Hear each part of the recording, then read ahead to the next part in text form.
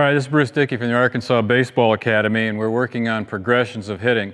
We've gone from our starting, we've gone to our tees, we've finished up just a little bit with the underhand toss, and now we're coming to an overhand toss. What you want to do is set the cage, the protective screens up about the same way, and now you're going to stand here behind and you're going to step and throw.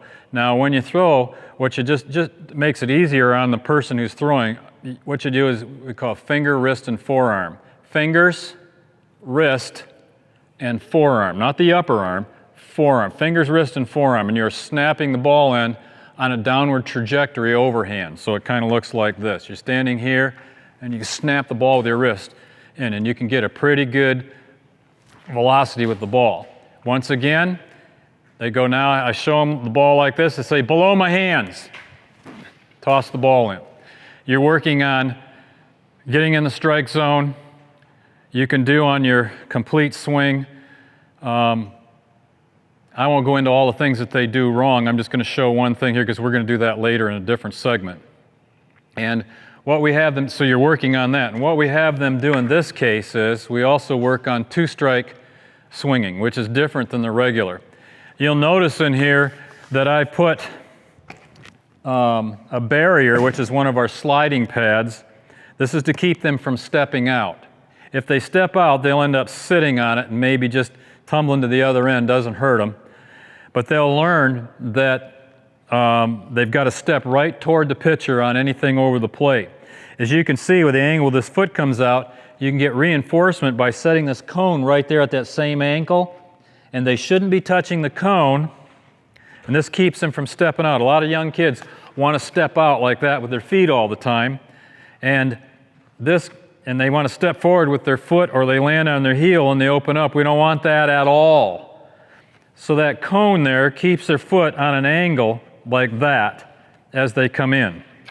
So they stand here and they get ready, come up with the bat. I say, below my hands. And they step, and if it's a ball, they let it go. Hold it back up. Below my hands. If it's there, they step, and I want to see them balanced here. Sometimes they'll fall back on this, and they have to get back up again, but it over and over and over reinforces what they're supposed to do. So what we did is we came from an underhand toss here, and we moved back at least halfway, and we did a finger, wrist, and forearm toss. One other thing that we do is we start to introduce a two-strike swing. You have to understand the principle of hitting. A lever is like coming from my shoulder to the end of here. If I put a bat in it, that's a longer lever. The longer the lever in a swing, the more power you can generate. But you will make contact far less. This is why some guys in the major league will hit 190 and they hit 26 home runs. But if you want to consistently move the ball, you have to keep your left elbow in close to the body, right here. That's all that hand does. There, and it finishes up. There, that's all it does. And most kids, they want to come out like this, with the elbows way up, right in here. And what you're doing, you're reinforcing just step and swinging with the elbow in close to the body. On a two-strike swing, we shorten the lever. We choke up, we spread the hands half an inch, and we get back up in here. And this is why I've got the red tape here. You have to protect the plate. Because in the 8, 9, 10, 11, 12-year-olds, the umpires stink. There aren't very many good ones. And at the end of the third game in 95-degree weather, they're starting to call strikes up here, strikes down here. And if you got two strikes and you're playing in those younger leagues, you've got to understand the umpire's widening the strike zone. So in order to handle the bat better, you choke up, spread the hands half an inch. You make sure that the plate is wider. It goes higher and the strike zone's lower. If it's around that plate below your hands, if the guy's calling strikes above your hands, look at me. You raise your hands up, and now you're still saying below my hands, because now the strike zone for that umpire is right there.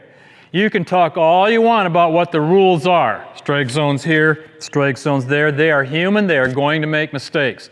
So you have to adjust to them. So we work on, when there aren't two strikes, they're stepping and swinging and balance. And now two strikes. Choke up, spread the hands half an inch. We're still back up in here. Keep the left elbow in close. Just make contact. You're not trying to do anything but make contact on something around the plate. Thank you so much for your time and attention. If you have any questions, I will help you in any way that I can. Thank you for your time.